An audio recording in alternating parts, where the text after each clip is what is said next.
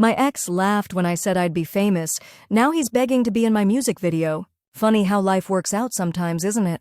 The universe has this sick sense of humor where it takes your deepest humiliations and transforms them into the sweetest fucking victories if you just wait long enough. I can still feel the exact moment his laughter hit me. We were in his apartment, that overpriced shoebox in Silver Lake with the exposed brick wall he wouldn't shut up about. The memory has this hazy Instagram filter over it now, but the feeling? Crystal clear. My stomach dropping through the floor. The heat rushing to my face. That prickly sensation behind my eyes that I refused to let turn into tears. I'd just finished playing him the demo track I'd recorded in my friend's makeshift closet studio. 3 minutes and 22 seconds of my soul laid bare.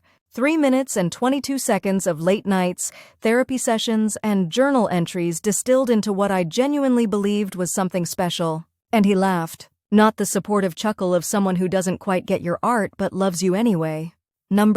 This was the full-throated laugh of someone who thinks you're delusional. Someone who's embarrassed for you. Through tears of amusement, actual tears I swear to God, he managed to sputter out that I should probably keep my day job. That the music industry would eat a small-town girl like me alive. That my voice was fine for karaoke night, but nothing anyone would pay to hear. I just sat there, guitar still in my lap, calloused fingertips stinging from how hard I'd played for him. Trying to look unbothered while feeling like I'd been hollowed out. This was the same guy who, just 2 months earlier, had looked into my eyes and told me I was the most talented person he'd ever met. The same guy who supposedly fell in love with me after hearing me sing at that open mic night. The transformation was jarring, like waking up next to a stranger wearing your boyfriend's face. So what changed? Oh, just the small detail of him getting promoted at his fancy management company. Suddenly my boyfriend, the assistant who fetched coffee for actual important people, had become one of those important people himself, and apparently dating an aspiring musician with stars in her eyes no longer fit his carefully curated image. I nodded along while he gave me what he called industry insights, and what I'd now call pretentious bullshit, about how my sound wasn't marketable, about how I should write for other artists if I wanted to stay in the game, about how he was just being honest because he cared. The worst part? For a moment, a terrible skin-crawling moment, I believed him. I went home that night and stared at my reflection in the bathroom mirror, searching for signs of the delusional person he seemed to see. My songs suddenly felt childish in my mouth. My dreams seemed ridiculous, like a kid wanting to be an astronaut or a superhero. I didn't touch my guitar for 2 weeks after that. Not that he noticed. He was too busy networking at industry parties I suddenly wasn't invited to. The breakup came 3 weeks later. He did it over text. Classy, right? Said we were growing in different directions. Said I deserved someone who could support my hobbies. The fucking audacity of reducing my passion to a hobby hit harder than being dumped. That night, I drank cheap wine straight from the bottle and scrolled through his Instagram, torturing myself with photos of him at exclusive events, arm around some model-thin girl with perfect hair. She looked like the type who'd never had a creative thought in her life, but would laugh at all his jokes and make him feel important. I woke up the next morning with a wine headache and 17 angry voice notes recorded to myself. Listening to them was like meeting a version of me I didn't recognize. Raw, furious, and surprisingly inspired. There's something about having someone you love tell you that you're not good enough that either breaks you or transforms you. That morning, hungover and hollow-eyed, I decided I wouldn't break. I called in sick to my barista job, picked up my guitar, and started writing. Not the thoughtful, introspective ballads I'd been creating before. This was something different. Something with teeth. I wrote about fake people and fake love. About men who think their opinion is gospel just because they have a business card. About the particular sting of being laughed at by someone who's supposed to be in your corner. The song came together in hours. I recorded a rough version on my phone and sent it to Jamie, my friend with the closet studio. By midnight, we had a proper demo. By the end of the week, we had a music video concept. I didn't send it to any labels or managers. I just posted it on TikTok before heading to my morning shift. Making coffee for people who looked right through me, I had no idea my phone was blowing up in the back room. The universe works in mysterious ways, friends. That video, shot on an iPhone, edited with free software, featuring me in thrift store clothes, hit something in the cultural zeitgeist. Maybe it was the raw honesty. Maybe it was the way I stared directly into the camera during the chorus, like I was challenging the viewer. Or maybe people just love watching someone air their dirty emotional laundry. Whatever it was, I went from 200 followers to 20,000 in 3 days. The video jumped to Instagram, then Twitter. A minor celebrity shared it, then a major one. By the end of the month, I had a meeting with an actual record label, not my ex's company, thank God, and a verified account. I'd love to say I was too focused on my success to check up on him, but that would be a lie. Of course I looked. Of course I wanted to know if he'd seen what was happening. His social media was suddenly free of the model-thin girl. Instead, there were thoughtful posts about supporting independent artists, about remembering your roots, about how he'd always had an eye for talent. The rewriting of history made me laugh so hard I nearly choked on my overpriced celebratory sushi. But the real kicker? That came 3 months later when my debut single hit the charts. When interviews started mentioning my meteoric rise, when I got the text. It started with congratulations, moved on to how proud he was, how he'd always believed in me. Then came the ask. So casual, so entitled. He was working with some new artists at his company and thought a collaboration might be beneficial for everyone involved. Maybe I could stop by the office sometime, for old time's sake. I read that message on my way to a meeting about my music video concept, the big budget one, the one that would accompany my next single, a song that, coincidentally, was about people who only want you when you have something they need. That's when the idea hit me. So perfect, so poetic that it made me miss my stop on the subway because I was too busy laughing like a cartoon villain. I didn't respond to his text right away. Some dishes are best served cold after all. And I was just getting started on the recipe. 2 weeks passed without me responding to his text. I didn't want to seem eager, and honestly, I was busy living the life he said I'd never have. The first check from the record label had cleared, and I'd moved out of my shoebox apartment with the perpetually broken AC into a place where the kitchen and bedroom were actually separate rooms. Revolutionary. Every morning I woke up to new notifications, collaboration offers, interview requests, fans telling me my music pulled them through dark times. Each one was a tiny middle finger to his laughter, each one a brick in the foundation of whatever I was building. My producer, yes, I had an actual producer now, wanted to capitalize on the momentum. Strike while the iron's hot and all that industry wisdom? The next single needed a video with impact. Something people would talk about, something memorable. I had a very specific vision in mind. The song itself was called Useful, a not-so-subtle commentary on fair-weather friends and opportunistic lovers. The kind of people who treat you like a stepping stone, then try to climb you when you become a staircase. I think we all know at least one person like that. I certainly did. The concept I pitched involved casting someone as my ex. Someone who would play the role of the guy who laughs at the protagonist's dreams, then comes crawling back when she finds success. In the video, he'd be desperate to be part of her world, doing increasingly humiliating things for her attention, while she remains coldly focused on her own path. My team loved it, said it was relatable content, with viral potential. They started discussing casting options for the male lead. That night, alone in my new apartment with its blessed separate bedroom, I stared at his unanswered text. 3 months ago, his dismissal had crushed me. 3 months ago, his laughter had made me question every choice I'd ever made. Now I was plotting how to use it, how to use him as fuel for something bigger. I typed out a response, deleted it, typed another, deleted that too. The power of having him waiting for my reply was intoxicating, and I wasn't ready to give it up just yet. Instead, I opened Instagram and scrolled through his recent posts. There he was at industry events, still sporting that carefully cultivated look of casual importance. But something had changed. His captions mentioned me now. Subtle references to friends making waves, and talent he'd recognized early on. He'd even reshared one of my performances with the caption, "Always knew she'd make it." The audacity was breathtaking, truly Olympic-level mental gymnastics. I took a screenshot of his most recent post, him at some rooftop party, golden hour lighting making everyone look successful and important, and sent it to my group chat with the caption, "Should I let the snake audition for my music video?" My friends responded exactly as expected, half with all-caps outrage, half with devious encouragement.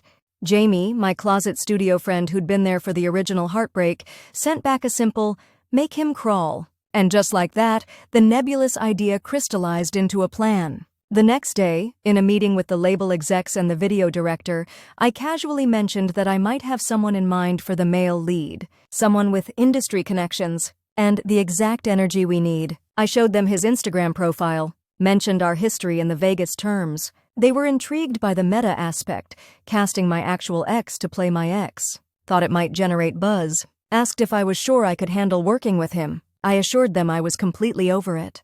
That it was just business. That I could separate the personal from the professional. I lied so convincingly I almost believed it myself. That night I finally responded to his text. Casual. Professional. Mentioned I was casting for my new video. Said his look might be right for the male lead. Asked if he'd be interested in auditioning. Added that it would be a great networking opportunity. He'd meet my director, who'd worked with several major artists. The hook was baited with exactly what I knew he couldn't resist.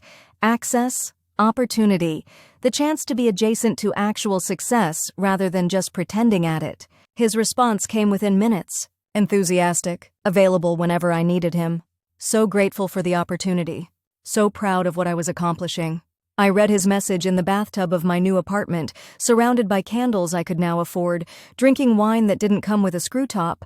The contrast between this moment and where I'd been after our breakup, crying on my bathroom floor, wasn't lost on me. I set up his audition for the following week. In the days leading up to it, I threw myself into preparation. I wanted everything perfect. The song was mastered, the concept storyboarded, the location scouted. But most importantly, I needed to be bulletproof when I saw him again. I got my hair done, bought an outfit that walked the line between casual and statement-making, practiced my expressions in the mirror, interested but not too interested, professional but not cold, successful but not trying too hard to show it. The morning of his audition, I woke up with my heart hammering against my ribs, not from excitement, not even from anxiety, from something darker and more primal.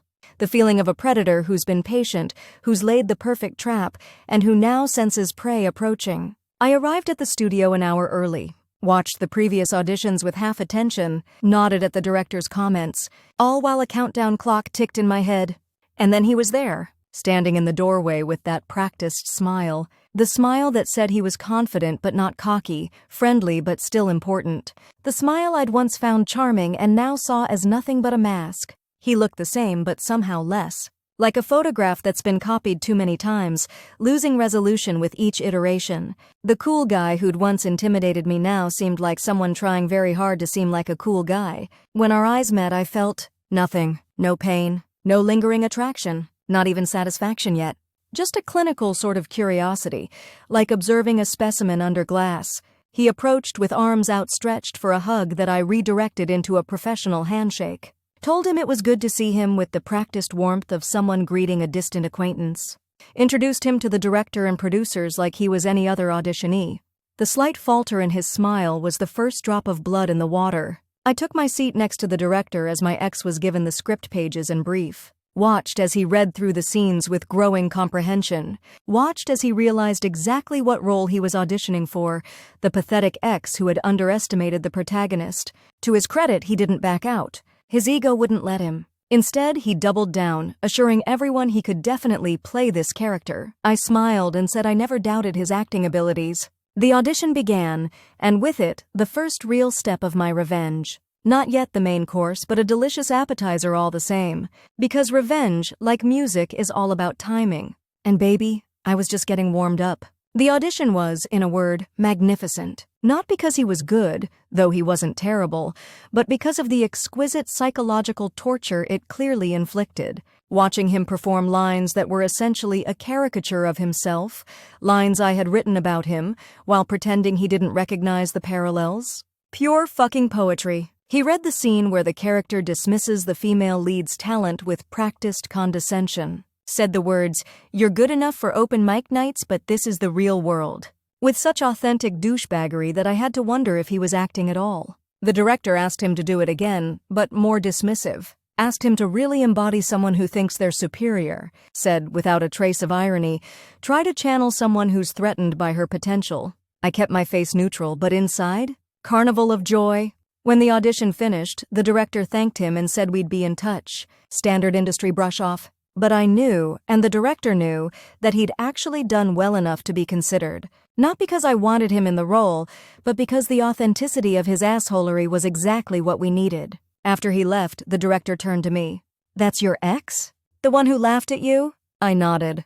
"And he has no idea the song is about him?" I smiled. He probably thinks it's about some other guy. Narcissists rarely recognize themselves in unflattering portraits. The director laughed, shaking his head. You're either a masochist or playing some serious 4D chess.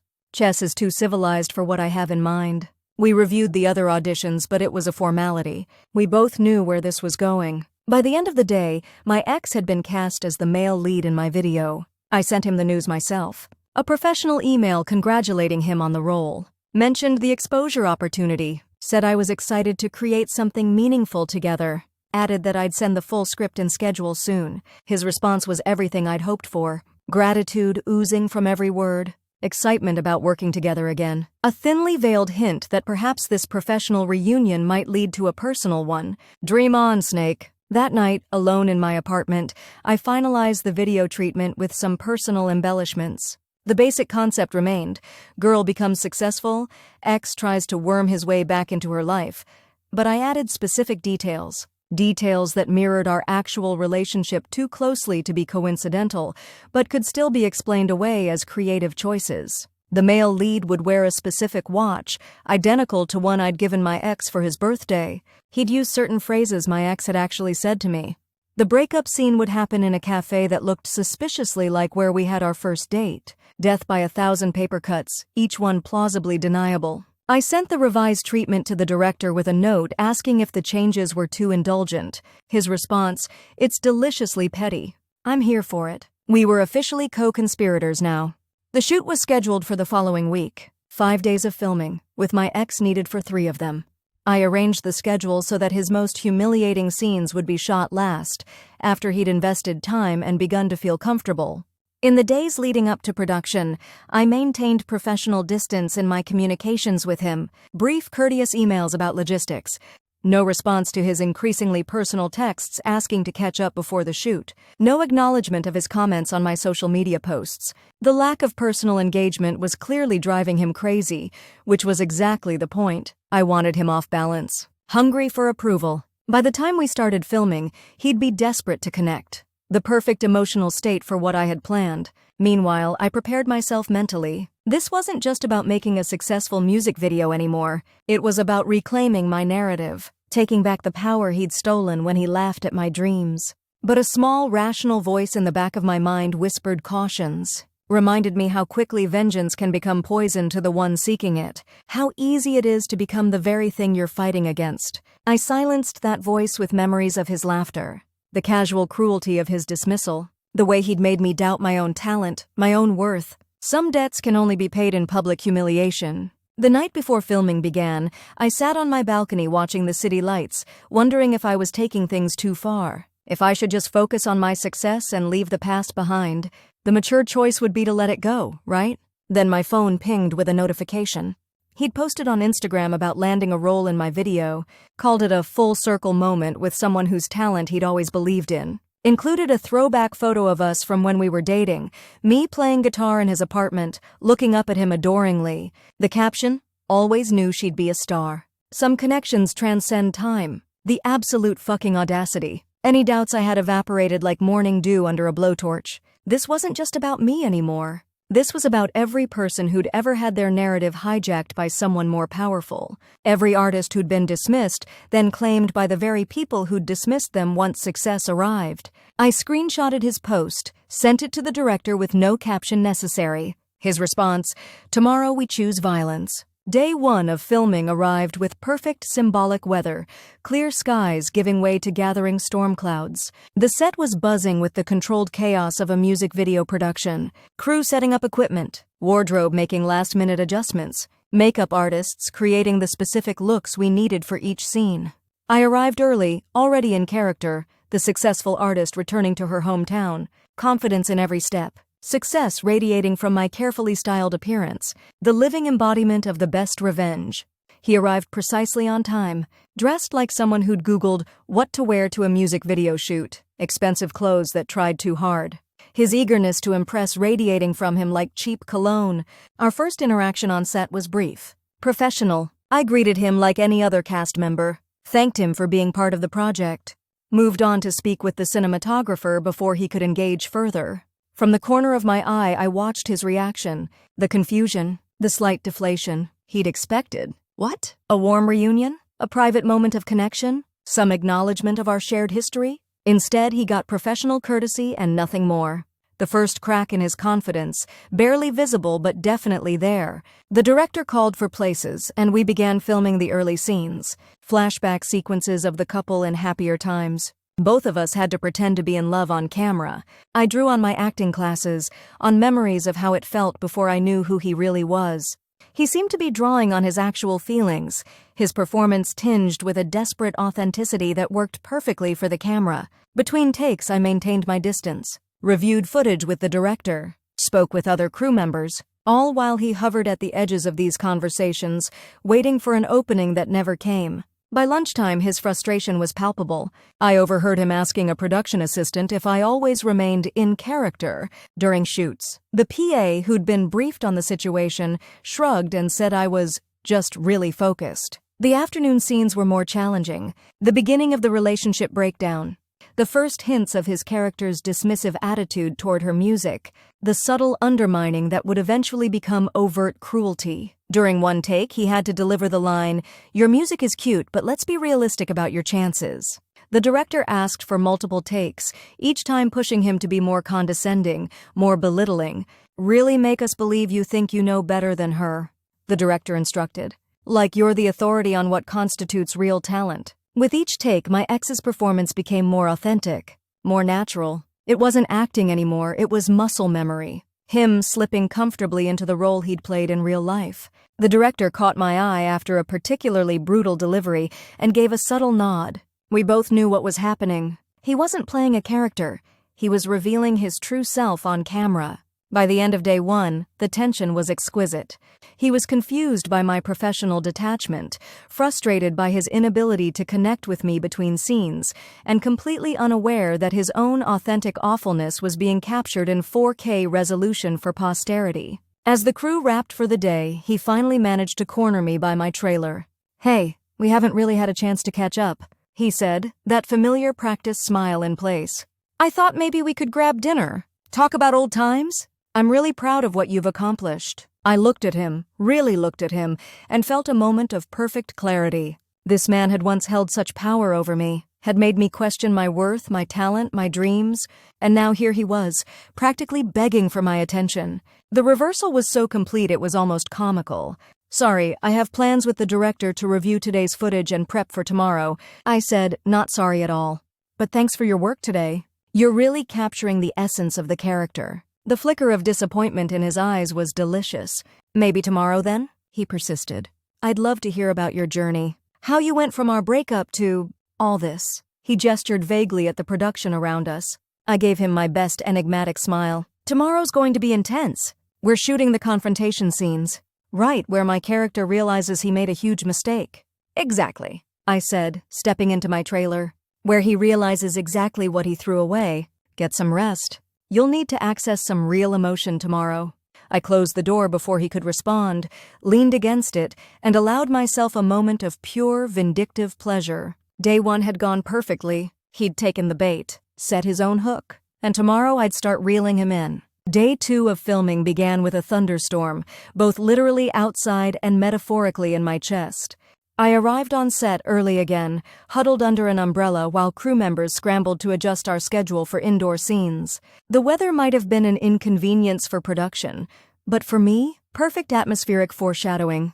Today we'd be filming the heart of the story, the scenes where he crushes her dreams, followed by her rise to success without him, the emotional meat of the revenge sandwich. I spotted him the moment he arrived, shaking rain from his designer jacket, looking around anxiously until he found me. The smile he flashed was tentative, testing waters he already suspected were frigid.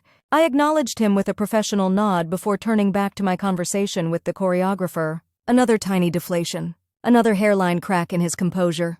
The director gathered everyone for a briefing, explaining our adjusted schedule due to the weather. "We'll shoot the studio rejection scene first, then the breakup, then if the rain clears, we'll move outside for the success montage." My ex raised his hand like we were in fucking high school. "Just to clarify, the studio rejection, that's where my character doesn't support her music, right?"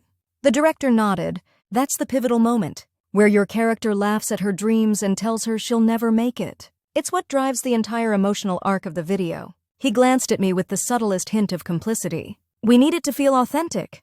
Got it, my ex said, clearly not getting it at all. I can definitely channel that. I bet you can, I thought, sipping my tea and watching him review his sides. The set had been dressed to look like a small apartment studio, a deliberate recreation of the actual space where he'd laughed at my music. Same color scheme, similar furniture arrangement, even a guitar that resembled mine. Not exact enough to call me out, but close enough that he'd feel the uncanny familiarity creeping under his skin. We took our positions. Me sitting on a stool with the guitar, him standing by a makeshift recording setup. The scene required him to listen to me play, then gradually shift from supportive to dismissive, culminating in outright laughter at my musical aspirations. The director called action, and I began playing, miming to the pre-recorded track of my actual hit song. I made myself vulnerable, channeling the genuine hope and passion I'd felt that night. Made my eyes shine with the same trust and openness I'd once had. My ex watched, initially playing his character as encouraging. Then, right on cue, his expression changed. Amusement crept in. Condescension. Superiority. When the moment came for him to laugh, something strange happened. He hesitated, just for a beat. A flicker of recognition crossed his face, the dawning realization that this scene felt familiar, not because he was a good actor, but because he had lived it. But professional pressure won out. He delivered the laugh, the exact same cadence and tone as I remembered, and followed with his line, "That's cute, but let's be realistic. You're not exactly stadium material." I let his words hit me. Let myself feel that old pain again, not just acting it, but actually reopening the wound for the camera. My eyes welled with genuine tears. My hands trembled on the guitar strings. "Cut!" The director's voice sliced through the tension. That was intense. The vulnerability there was incredible. "Both of you," my ex looked shaken, avoided my eyes as we reset for another take. "Let's go again, but this time," the director said to him, "really lean into the superiority. Like you genuinely believe you know better than she does about her own talent." 5 more takes, each one more cutting than the last, each one forcing him deeper into the role of the asshole who'd broken my heart. By the final take, he was visibly uncomfortable, sweat beading at his temples despite the air-conditioned studio. During the break before the next scene, he approached me by the craft services table, voice low and tight. That scene felt specific. I selected an apple from the fruit platter, examining it with exaggerated interest. Good art often feels personal. That's how you know it's working. "Is that what this is? Art?" His tone carried an edge now. "Because it feels like what?" I met his eyes directly, challenging him to say it. To acknowledge what was happening. To admit that he recognized himself. He backed down, smile returning like a shield. "Nothing. It's a great concept. Really powerful. Thanks." I drew inspiration from real experiences. I bit into the apple with a satisfying crunch. The next scene is the breakup. Should be fun. The breakup scene was set in a cafe that mirrored where we'd had our first date, down to the chalkboard menu and exposed brick wall. Another detail too specific to be coincidence, not specific enough to call out. This scene required more dialogue, more interaction. Him explaining why he was ending things, her stunned incomprehension. The subtext vibrating between us was electric enough that even crew members who didn't know our history could sense something happening. During one particularly emotional take, I improvised a line. "So everything you said about believing in me was just bullshit." Not in the script, straight from my actual heart. Without missing a beat, he responded with the exact words he'd texted me during our real breakup. "We're just growing in different directions. You deserve someone who can support your aspirations." The hesitation before aspirations, the slightly condescending tone. Perfect recall of his actual emotional crime. The director didn't call cut. Let the scene continue as we went off script, both of us suddenly mining our actual breakup for material. The crew watched in silence, sensing they were witnessing something beyond acting. When the director finally ended the take, he didn't hide his satisfaction. That was raw. Let's keep that improvisation for the final cut. By lunchtime, the rain had cleared, and my ex looked like he needed air. His carefully maintained composure was showing cracks. The confident industry guy was giving way to someone increasingly uncertain about what exactly he'd signed up for. I overheard him on the phone during break, voice low. "No, it's going fine. It's just intense. The material hits close to home. No, she's being professional. I don't think she's still hung up on me, it's not like that." The afternoon brought the success montage, scenes of my character rising to fame after the breakup, while his character watches from the sidelines, gradually realizing his mistake. We filmed separately for most of it, him reacting to footage of me he couldn't see, me pretending to bask in adoration he wasn't actually showing. But the final scene of the day required us together again, the first encounter after my character becomes successful. His character attempting to act like he'd always supported me shutting him down with perfect, cold politeness. Between takes, the atmosphere had changed. The power dynamic had visibly shifted. He kept glancing at me with a mixture of wariness and dawning comprehension, started flubbing lines he'd known perfectly that morning. The director, sensing blood in the water, pushed harder. More desperation? He instructed my ex. You're realizing you made the biggest mistake of your life. You threw away someone special because you couldn't see her potential, and now everyone else can see what you missed. My ex delivered the line with such authentic regret that I almost felt sorry for him. Almost. After the final take, as crew began wrapping for the day, he cornered me again. His earlier confidence completely evaporated. This video, it's about us, isn't it? About what happened between us. I raised an eyebrow. The video is about a talented woman whose boyfriend doesn't believe in her, then regrets it when she succeeds without him. Any resemblance to real persons or events is purely coincidental. I delivered the disclaimer with a sugary smile. Come on, he pressed, lowering his voice. The apartment set was identical to mine. The breakup dialogue, those were my exact words. You're recreating our relationship. Art imitates life. I shrugged. Or maybe you're just not as unique as you think. Maybe you're just a stereotype, the boyfriend who underestimates his girlfriend, then wants back in when she proves him wrong. Common enough story to be relatable, wouldn't you say? His face flushed. This feels manipulative. I laughed then, a genuine, throaty laugh of pure disbelief. Manipulative? That's rich coming from you. You laughed in my face when I played you my music. You broke up with me when I didn't fit your image anymore. And now you're upset because a music video makes you uncomfortable. I leaned closer, dropping my voice to a whisper. Maybe you should examine why it hits so close to home. For a moment, he looked like he might walk off the production. The muscle in his jaw twitched, his hands clenched at his sides. But walking away would mean admitting guilt, would mean acknowledging he was exactly the person being portrayed, would mean sacrificing the industry connections this project offered. His ego and ambition wouldn't allow it. I'm being professional here, he finally said. I hope you can do the same. I smiled my most camera-ready smile. Always. See you tomorrow for the final scenes. They're the most revealing ones. As he walked away, shoulders rigid with tension, I felt a complex mixture of emotions. Satisfaction, yes. Vindication, absolutely. But also a strange emptiness where I expected triumph to be. The revenge was working perfectly, yet something felt unfinished. Maybe because the best was yet to come. Tomorrow would bring the climax of my revenge plan, the scenes I'd specifically designed to break him. The scenes that would immortalize his humiliation while elevating my success. Or maybe because revenge, like any drug, requires escalating doses to achieve the same high. Either way, I was committed to seeing this through. 2 days down, one more to go. As I left the set, the director fell into step beside me. He's starting to catch on. Let him, I said. Too late to back out now without looking exactly like the character he's playing. You're ruthless, the director said, but he sounded impressed rather than judgmental. Tomorrow's scenes will destroy him. That's the plan. That night in my hotel room, I couldn't sleep.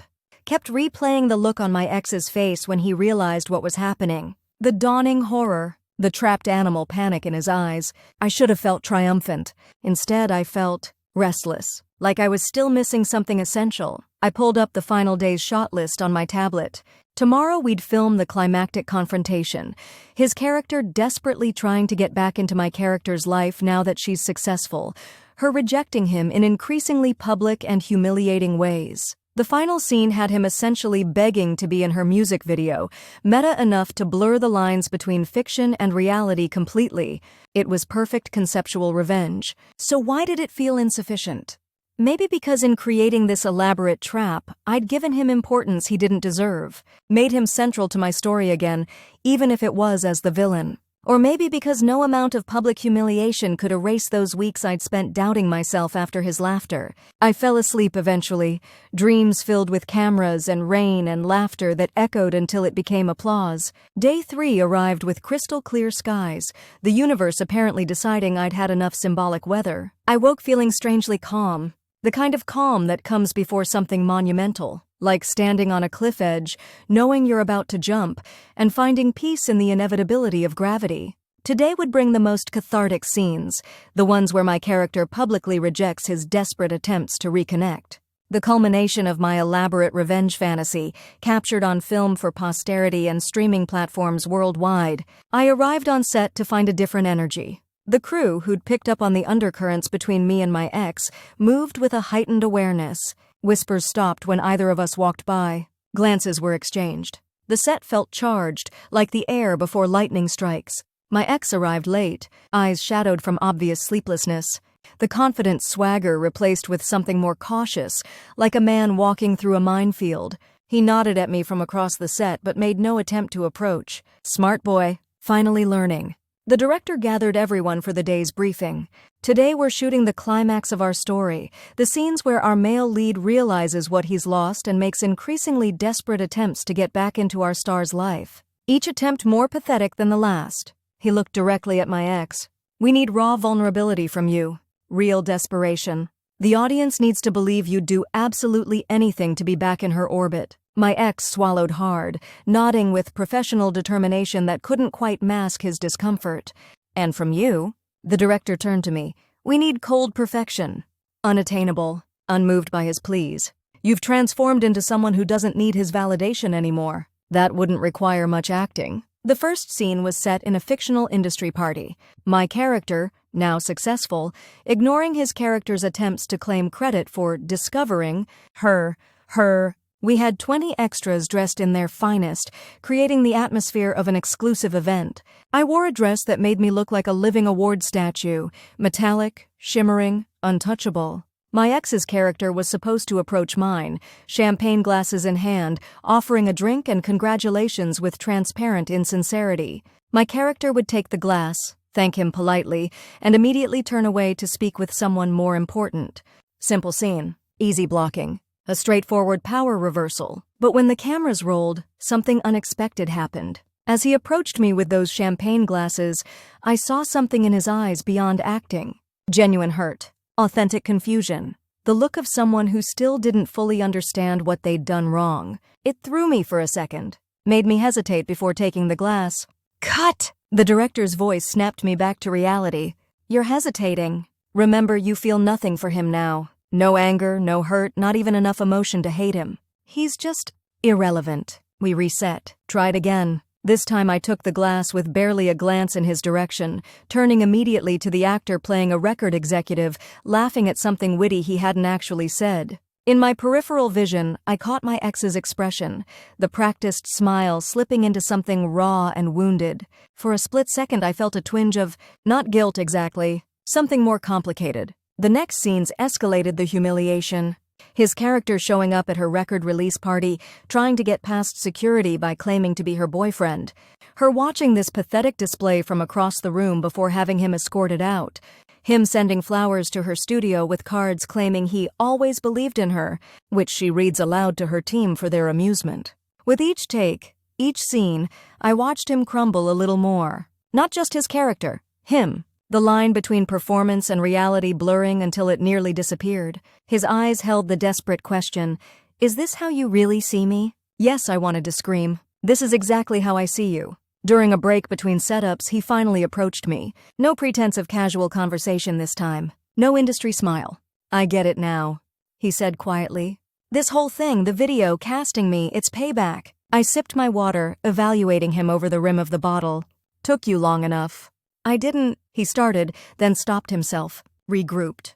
"I didn't realize how much I hurt you." "Clearly. When you played me that song," he continued, voice low enough that nearby crew couldn't hear, "I wasn't laughing at your talent.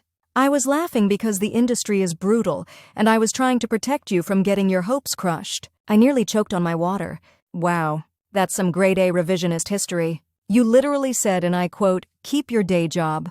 He winced. I was trying to be realistic. No, you were being an asshole who thought your 6 months as a junior A&R assistant made you the ultimate authority on talent. You couldn't handle that I might succeed where you were still climbing the ladder. His silence told me I'd hit the mark. The irony, I continued, feeling a rush of power, is that if you'd supported me, you could have legitimately been part of my success story. Instead, you're just the cautionary tale. The director called us back to set before he could respond. His face had gone pale, eyes wide with the full understanding of what he'd thrown away. The final scene of the day, the meta-climax of our story, was set in a production office. His character literally begging to be in her music video, willing to take any role just to be associated with her success. Her character coolly telling him he doesn't have the right look for her brand. The ultimate reversal of power. The perfect circle. We ran through it once for blocking. The director gave final adjustments, then called for a real take. Action. My ex delivered his lines with devastating authenticity, begging for a chance, admitting he'd made a terrible mistake, saying he'd do anything to be part of my success now. I watched him grovel, exactly as planned. Watched him humiliate himself, exactly as I'd envisioned when plotting this revenge. It should have been perfect. It should have been cathartic. Instead, something strange happened. As I prepared to deliver my crushing rejection, looking into his desperate eyes, I felt the script lines turn to ash in my mouth.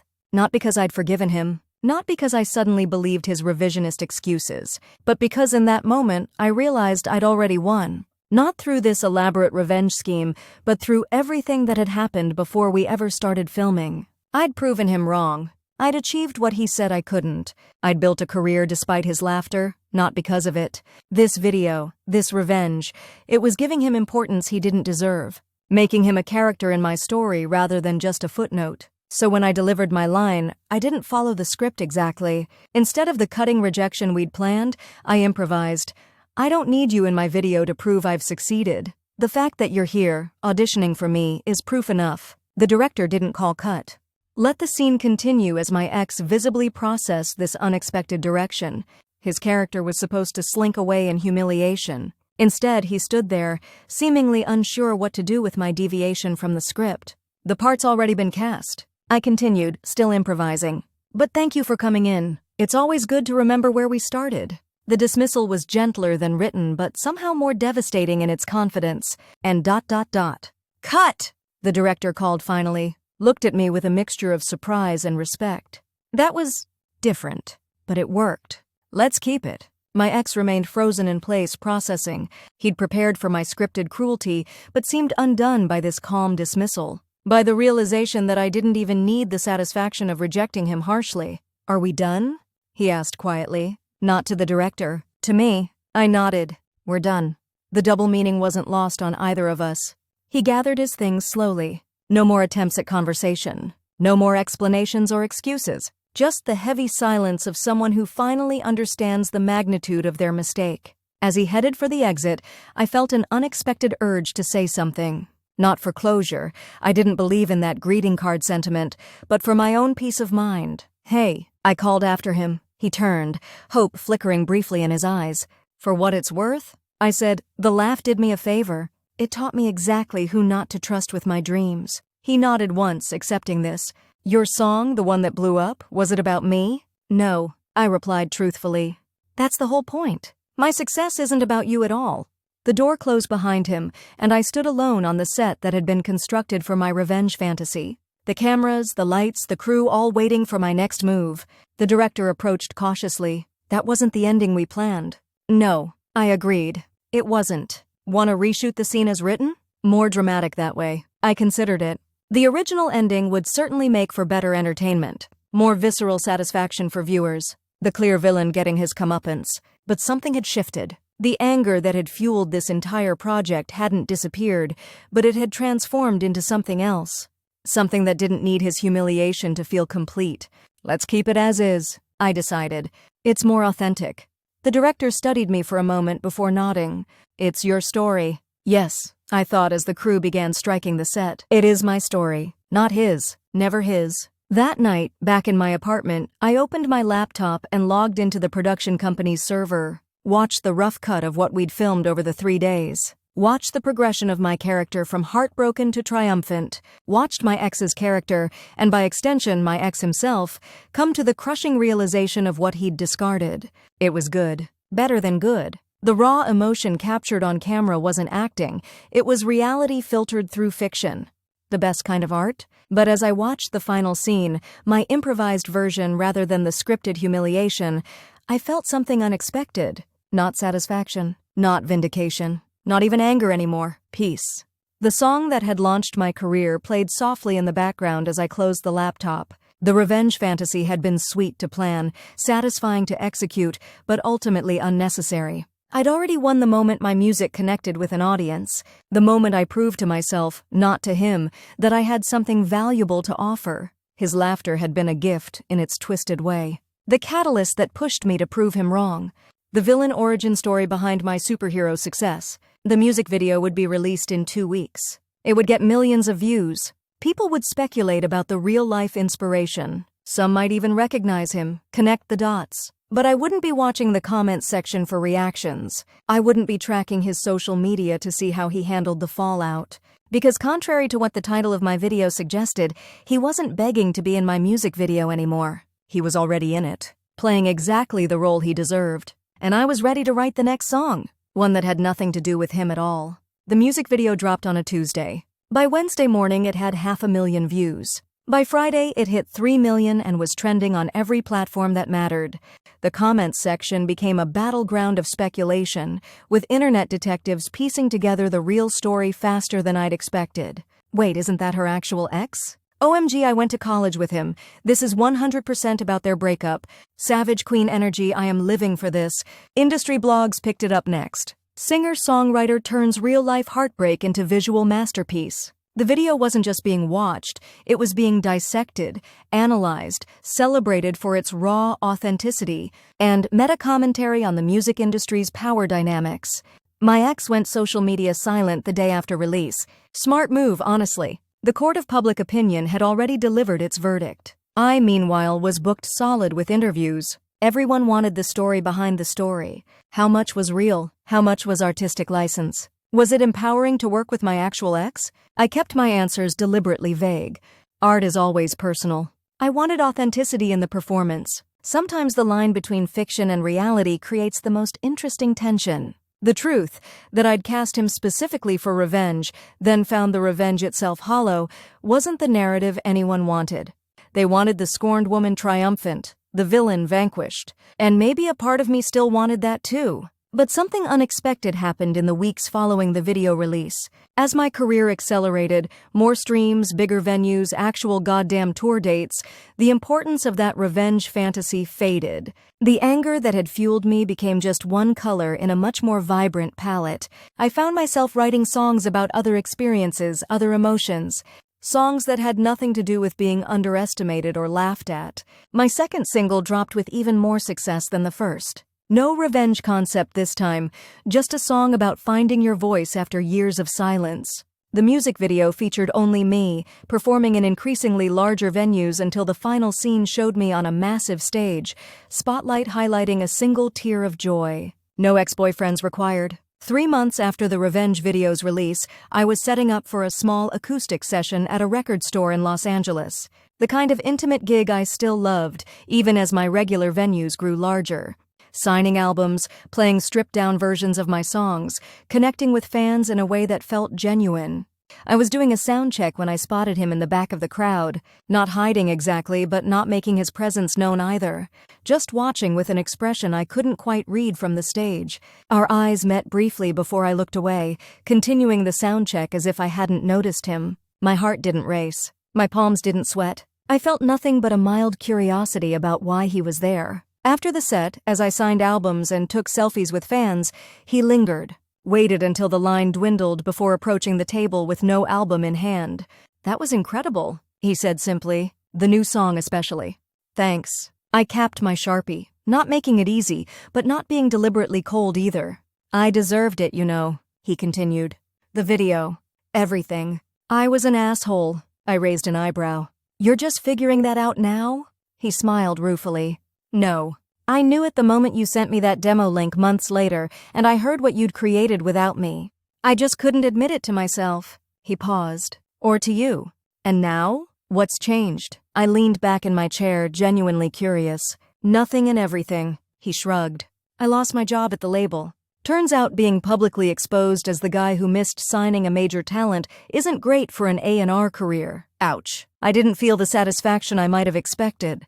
Just a detached acknowledgement of karmic justice. Yeah, but it's forcing me to figure out what I actually bring to the table beyond pretension and connections. He met my eyes directly. I wanted to say thank you. For destroying your career? I couldn't help the sarcastic tone. For making me face myself. He placed something on the table between us. A vinyl copy of my album. Would you sign it? Not for me. For my little sister. She plays guitar now because of you. The request caught me off guard. I opened the album cover, prepared to sign, then noticed something already written inside. A note from his sister. Thank you for showing me that when people laugh at your dreams, it just means they can't see what you see yet. Something settled in my chest. Some final piece of a puzzle I hadn't realized was still incomplete. I signed the album with genuine warmth. Not forgiveness exactly, but acknowledgement that our brief, painful intersection had somehow led us both where we needed to be. He took the signed vinyl with a simple, "Thank you," and turned to leave. "Hey," I called after him. He paused, looking back. "For what it's worth, I hope you find whatever it is you're looking for." He nodded once. "I'm starting to think that's the whole point. The looking, not the finding." And then he was gone. Just another face in a crowd of people who'd come to hear my music. Not my villain origin story anymore. Just a character in my past who no longer defined any part of my present.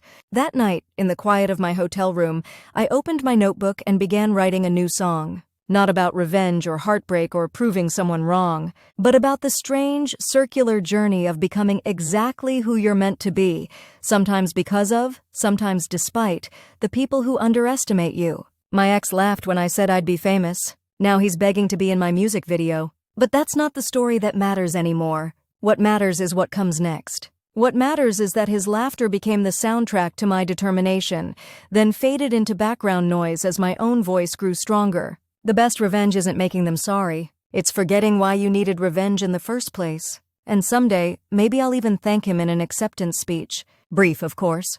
Just a footnote in my success story. After all, everyone loves a redemption arc. But they love a triumphant rise even more. 2 years later, I'm standing backstage at the Grammys, trying not to throw up on my custom-designed gown while my makeup artist fusses with my face for the 18th time. My nomination, Best New Artist, still feels like some elaborate practical joke the universe is playing on me. Like any minute now, someone's going to tap me on the shoulder and say, "Just kidding, we meant the other girl with your exact same name." My phone buzzes with another congratulatory text. This one from Jamie, my closet studio friend who's now my official producer. The message is just a string of incoherent keyboard smashes and exclamation points. Very on brand. It's been a whirlwind since that music video changed everything. 2 platinum singles, an album that debuted at number 3, a tour that sold out in minutes, magazine covers with my face on them, my actual face, not photoshopped to hell and back like I'd always assumed they'd need to do. I still get asked about him in interviews sometimes. The ex from the video, like he's some character in a movie, not a real person who once made me cry on my bathroom floor while eating stale Cheetos. The questions used to make my stomach clench, but now they just make me smile. Not because I've forgiven and forgotten, I'm not that evolved, but because with each passing month, he becomes a smaller and smaller part of my story. A production assistant with a headset and clipboard appears, ushering me toward the stage entrance. 5 minutes until my category. 5 minutes until I either become Grammy-nominated artist or Grammy-winning artist for the rest of my life. As I take my seat in the auditorium, I scan the crowd out of habit. I don't expect to see him here. Our worlds don't intersect much these days, but there's always that tiny part of me that wonders where he ended up. Last I heard, he'd moved to Nashville. Started a small indie label focusing on female artists. An attempt at redemption, perhaps, or maybe just the universe's way of ensuring he spends the rest of his career discovering the talent in women he once dismissed. Either way, it feels like appropriate cosmic justice. The host makes some jokes I barely register. My category approaches. The camera finds me in the audience, and I give what I hope is a composed smile rather than the grimace of terror it feels like from the inside. They say the nominees, my name among them. The surreality of it all makes me feel like I'm floating slightly above my body. And then they're opening the envelope, and there's that terrible pause for dramatic effect, and then, my name. My actual name echoing through the auditorium. I don't remember walking to the stage. Don't remember the faces I passed or the hands I shook. Just suddenly finding myself at the microphone, a heavy golden gramophone in my hands, staring out at a sea of faces that includes legends I've idolized since childhood. I'd prepared a speech, of course. Something humble but confident. Something that thanked all the right people without sounding like a grocery list. Something that wouldn't go viral for the wrong reasons. But standing there, trophy in hand, what comes out is something entirely different. 3 years ago, I played a song for someone I trusted. Someone who should have been in my corner. And he laughed at me. My voice doesn't shake, which surprises me. He told me to keep my day job. Said I didn't have what it takes. The audience is silent now. The teleprompter guy looks panicked. I can practically hear my publicist having a coronary somewhere in the crowd. I could stand here and say that winning this award is the ultimate revenge. That proving him wrong is the sweetest victory. I look directly into the camera. But that would still make my success about him, wouldn't it? And the truth is, it never was. I take a breath, feeling lighter with each word. This award isn't a middle finger to someone who doubted me. It's a high five to everyone who didn't. To my parents who let me fill our house with terrible songs while I found my voice. To my friends who became my first fans when I had exactly 0 others. To my team who saw something in me worth betting on. The orchestra starts playing the wrap-it-up music. I ignore it. And weirdly enough, to that ex who laughed. Not because he inspired me or fueled me or any of that romantic garbage, but because he showed me exactly who I didn't want to be, someone who tears down dreams instead of helping build them. The music gets louder. I raise my voice slightly. So if you're out there creating something and someone laughs at you, remember, their laughter isn't the sound of your failure. It's the sound of their limitation. Thank you. I exit stage left to applause that feels deafening. Hands guide me through the backstage chaos. People congratulate me, but all I can think is, did I really just use my Grammy acceptance speech to semi-trash my ex while simultaneously claiming I've moved past it? The irony isn't lost on me. In the press room afterward, a journalist asks the inevitable, "Your speech mentioned an ex who laughed at your music. Is that the same ex from your famous music video?" I smile. My speech mentioned many people who believed in me. That's where the focus belongs. Deflection, the skill I've refined more than my vocal range these past 2 years. Later, at an after-party I still can't believe I have access to, Jamie finds me hiding by a potted plant, Grammy clutched like a security blanket. "You know what's funny?" I say as she hands me a much-needed champagne. Part of me thought winning would feel like the final word in that whole saga. Like checkmate, asshole. And it doesn't? She raises an eyebrow. It feels disconnected from all that. Like that chapter was already closed before tonight. I take a sip. Is that weird? Jamie shrugs. Means you've moved on. Growth and shit. Growth and shit? I echo, clinking my glass against hers. Should put that on a motivational poster. My phone buzzes with a text. Unknown number. I open it out of curiosity. Congratulations. Well deserved. Never laughing at dreamers again. Your ex. I show it to Jamie, who makes a gagging noise. Are you going to respond? I stare at the message for a long moment, then delete it without saving the number. Not out of anger or spite, just because for the first time I genuinely have nothing to say to him. Nah, I reply, slipping my phone back into my clutch. Some conversations don't need to be continued. We rejoin the party, where people who never laughed at me are waiting to celebrate. Where my future stretches out in directions I'm still discovering. Where my ex's opinion matters exactly as much as I choose to let it, which is to say, not at all. My ex laughed when I said I'd be famous. He's not laughing anymore. But more importantly, neither am I. I'm too busy singing. 3 years after the Grammys, I'm back in my hometown for the first time since everything changed. The place looks exactly the same. Same coffee shop where I used to scribble lyrics between shifts. Same music store where I saved for months to buy my first decent guitar. Same streets I once walked while daydreaming about a future that seemed impossible. But I'm different. Not just the obvious stuff, the recognition factor that has strangers doing double takes at the grocery store, or the financial security that still feels surreal. It's something deeper. A fundamental shift in how I move through the world. The constant need to prove myself has quieted to a whisper instead of a scream. I'm here for my high school's alumni weekend, where I've agreed to do a Q&A with music students. My old teacher, Ms. Garcia nearly wept when I said yes. Said it would mean the world to show her current students that dreams aren't just things that happen to other people in other places. The auditorium is packed, not just with students but with locals, former classmates, even a few reporters from regional papers. Ms. Garcia introduces me with the kind of glowing praise that makes me want to slide under my chair. Then I'm at the microphone, looking out at a sea of faces that represent both my past and these kids' futures. The questions start predictably. How did I get discovered? What's it like working with famous producer so-and-so? Have I met insert celebrity? I answer with stories that still don't feel like they happened to me, though the pictures on my phone prove otherwise. Then a girl in the back row raises her hand. Serious eyes behind purple glasses. Guitar calluses visible even from a distance.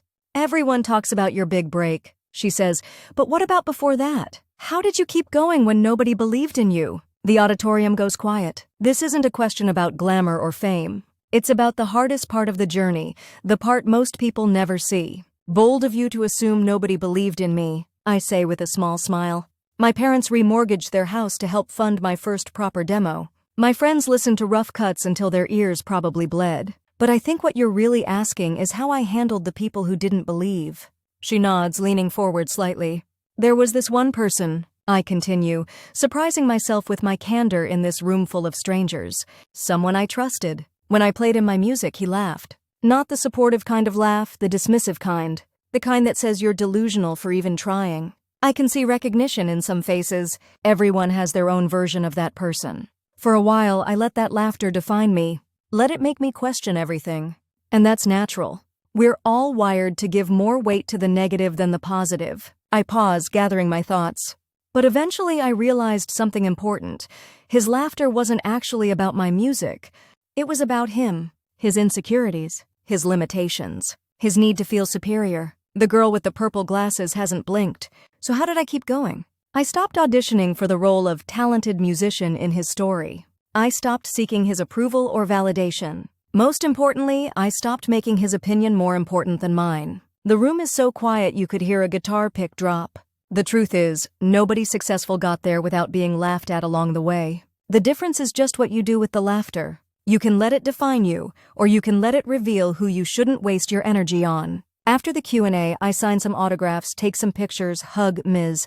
Garcia, who's definitely crying now. As the crowd thins, I notice the girl with purple glasses lingering.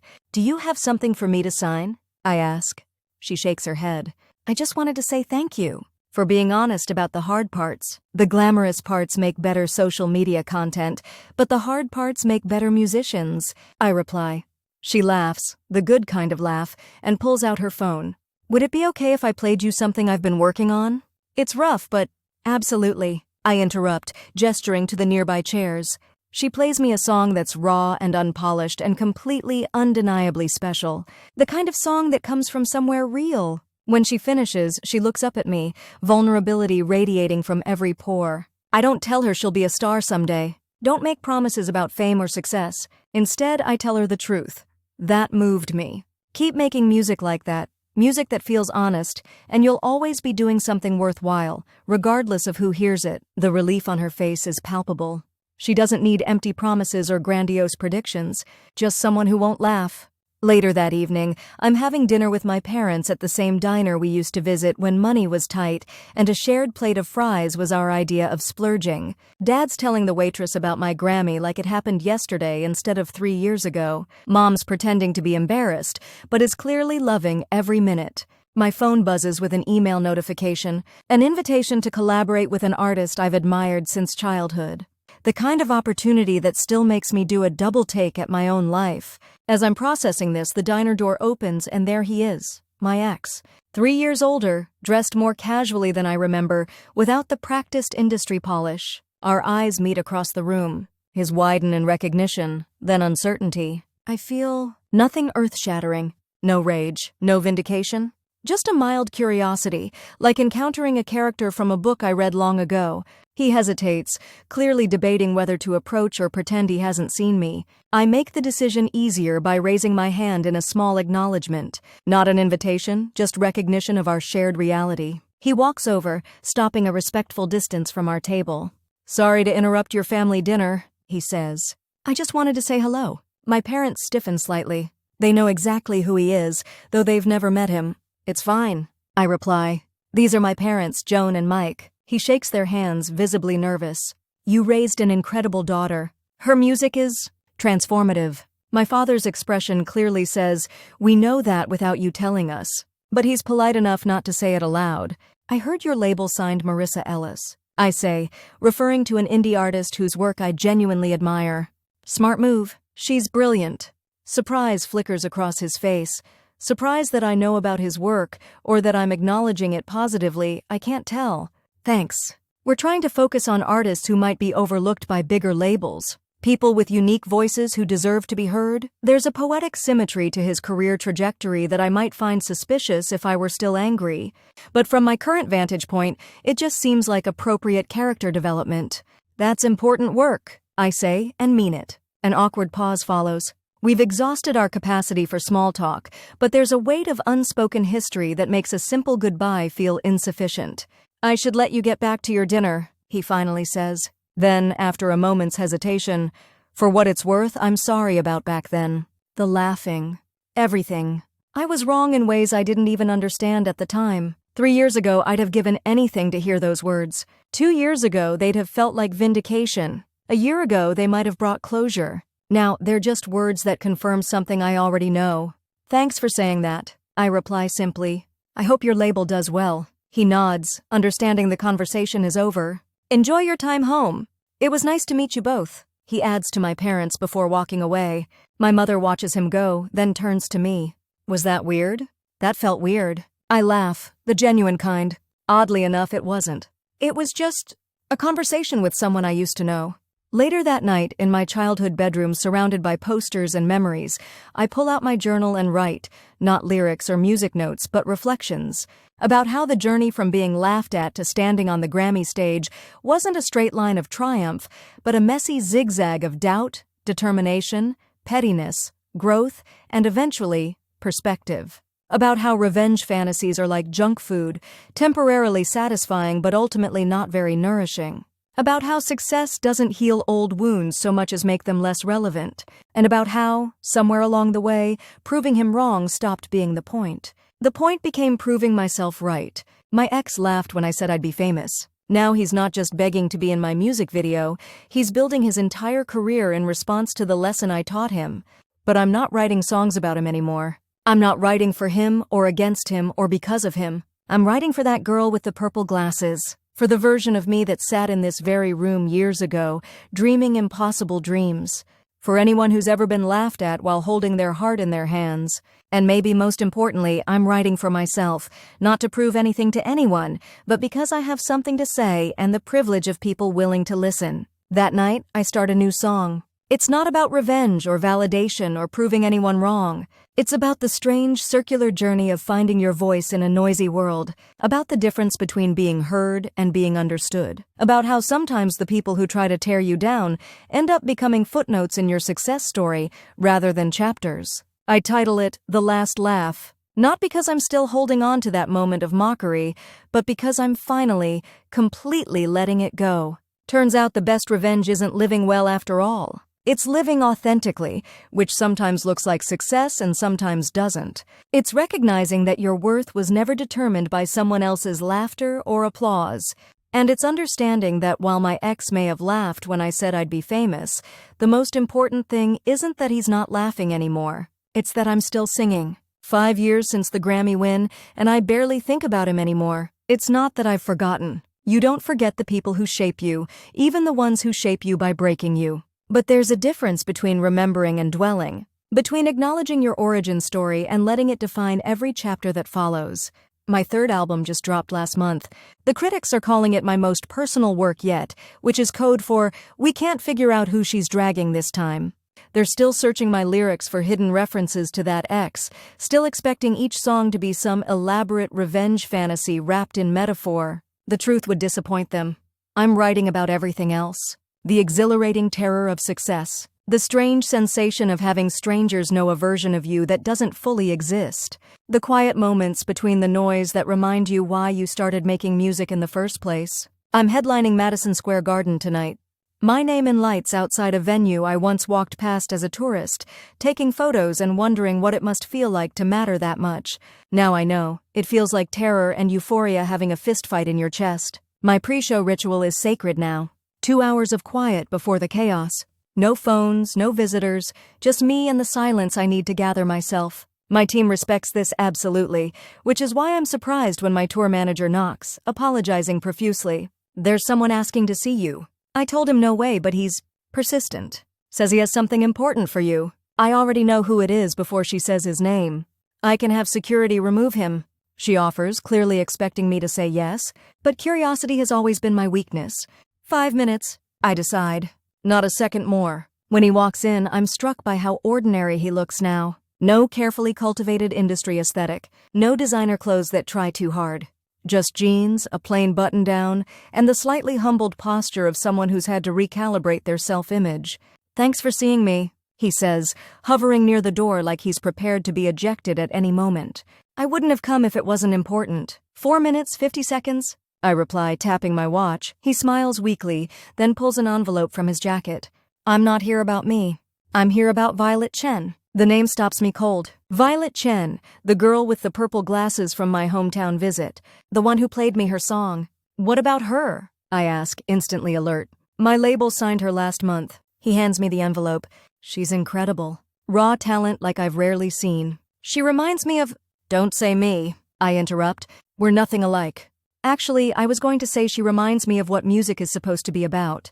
Before ego and industry bullshit get involved, he gestures to the envelope in my hand. "She's opening for Sarah Bareilles next month. Small tour, just 6 cities. But it's a start." I open the envelope. Inside is Violet's debut EP, physical copy, complete with liner notes. Her serious eyes stare back at me from the cover. "Why are you bringing me this?" I ask, genuinely confused. "And why in person?"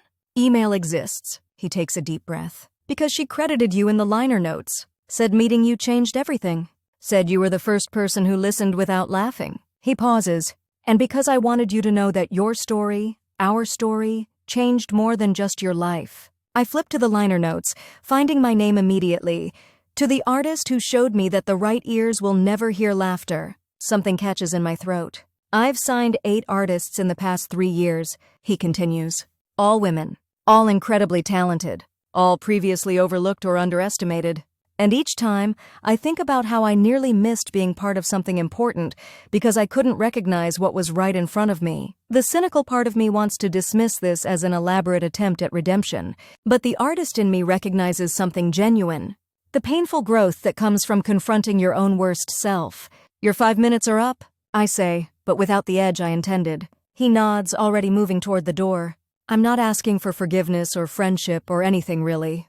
I just thought you should know that your story created ripples, that someone else won't have to go through what you did." As he reaches for the doorknob, I find myself asking, "Do you ever think about it? That day you laughed?" He turns back, surprise flashing across his face. "Every day," he admits. "Every single day." The honesty disarms me.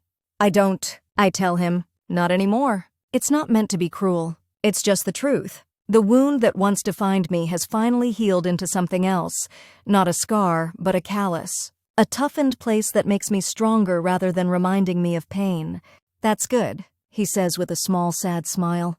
"That's how it should be." After he leaves, I sit with Violet's EP in my hands, thinking about cycles breaking and stories changing, about how my pain became purpose, about how his mistake became mission. There's a strange peace in knowing we each found our way to exactly where we needed to be, separate paths emerging from that single moment of laughter. My tour manager returns asking if everything's okay. "Perfect," I tell her, tucking Violet's EP into my bag. Just a ghost from the past delivering news about the future. 2 hours later, I'm standing in the center of Madison Square Garden with 20,000 people singing my lyrics back to me. The noise is deafening, not laughter but the beautiful chaos of connection. Of being heard exactly as I intended. Midway through the show, I make an impromptu decision. "This next song isn't on the set list," I tell the crowd. "It's something new I've been working on. Something about how the worst moments sometimes lead us to the best places." I play the first few chords of The Last Laugh, the song I started in my childhood bedroom. It's evolved since then, become less about him and more about the universal experience of being underestimated and rising anyway. As I sing, I scan the crowd out of habit, not looking for him, but simply taking in the sea of faces united by my music. My gaze catches on a group near the back, and for a second I swear I see purple glasses reflecting the stage lights. Maybe it's Violet. Maybe it's just my imagination. Either way, it feels right, the symbolic passing of a torch I never expected to carry. After the show, exhausted and exhilarated, I find a notification on my phone. Violet has tagged me in a post, a photo of herself in the crowd at tonight's show, purple glasses and all, with the caption, "Full circle moment. From being heard to learning to listen. Thank you for paving the way." I smile, type a reply, "Can't wait to hear what you create next." The world is ready to listen. And it's true. The world is ready, more ready than when I started. Each barrier broken makes the next one easier to tackle. Each voice that rises makes space for others to follow. Later that night, alone in my hotel room with the adrenaline finally fading, I think about how strangely things work out. How the moment I thought would break me became the foundation for everything that followed. How his laughter, meant to diminish, ultimately amplified instead. My ex laughed when I said I'd be famous. He's not just begging to be in my music video anymore. He's building a career helping others avoid his mistakes. He's part of my origin story, but I'm the author of everything that came after. Sometimes the universe's greatest gift is showing you exactly who doesn't deserve you, precisely when you need to see it. Sometimes the cruelest laughter leads to the sweetest success. And sometimes, when the credits roll on your revenge fantasy, you discover it was never about revenge at all, but about becoming so completely yourself that the person who hurt you becomes irrelevant to your story. Not forgotten, just footnoted. The last line of my journal entry that night is simple. To the laughter that tried to drown me, thank you for teaching me how to sing louder. 10 years after my ex laughed at my music, I'm standing in a recording studio watching someone else's dream unfold. Violet Chen, no longer the nervous girl with purple glasses but a 2-time Grammy nominee with 3 successful albums to her name, is laying down vocals for a song we co-wrote. Her voice fills the booth, raw and powerful in ways that still surprise me. The student has become the master in many ways.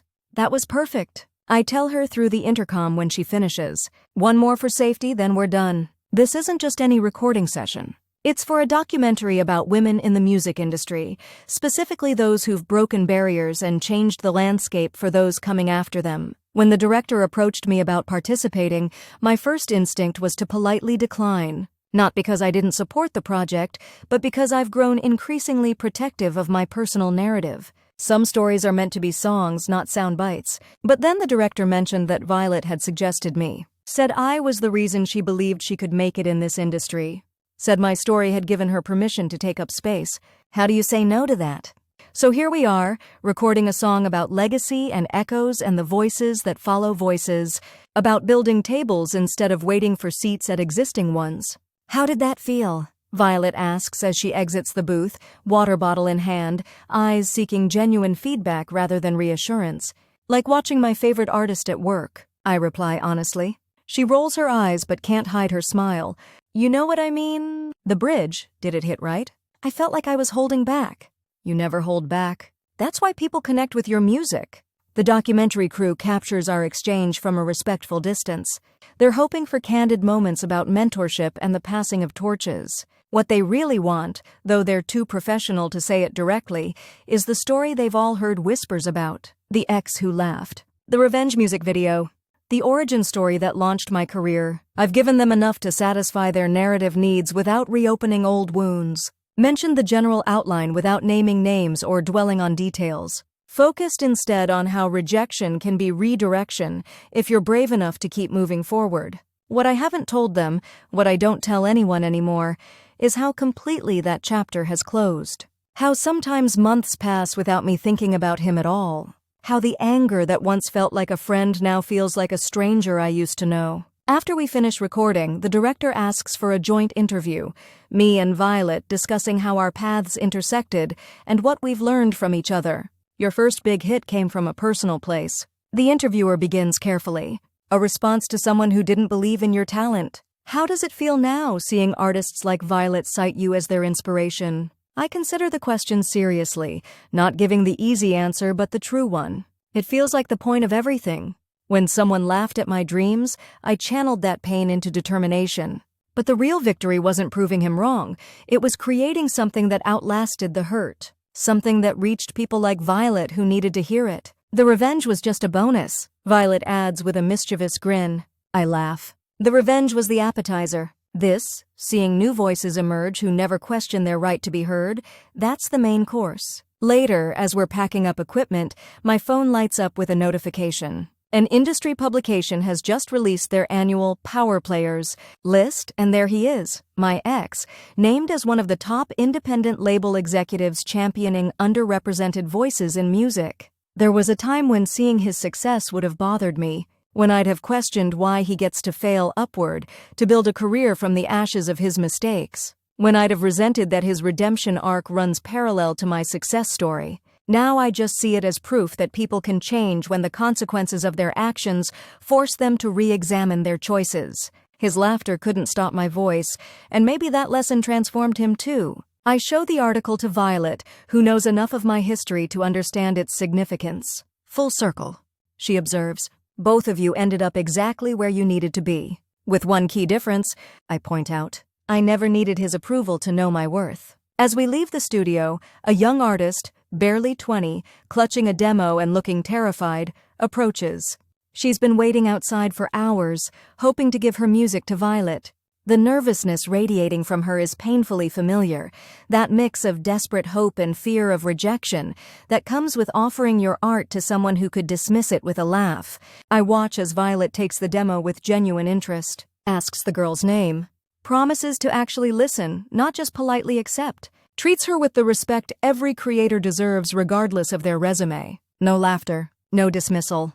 Just one artist recognizing another. Driving home that night, I think about echoes and ripples, about how one moment of cruelty or kindness can cascade through years and lives, about how my ex's laughter created a determination that built a career that inspired Violet, who's now holding space for someone new. 10 years ago, I let someone's laughter nearly extinguish my voice. 5 years ago, I was still angry enough to want revenge. Today, I understand that the best response to someone who tries to make you smaller is not to destroy them, but to become so completely yourself that their opinion becomes irrelevant to your story. My ex laughed when I said I'd be famous. For a while, that laughter echoed in every quiet moment of doubt. Now it's just a fading note in a symphony that's grown far beyond its humble beginnings. The music outlasted the mockery. The voice overpowered the laughter. The story transcended its villain, and somewhere along the way, the girl who was once laughed at became the woman who made sure others never would be. That's not revenge. That's revolution.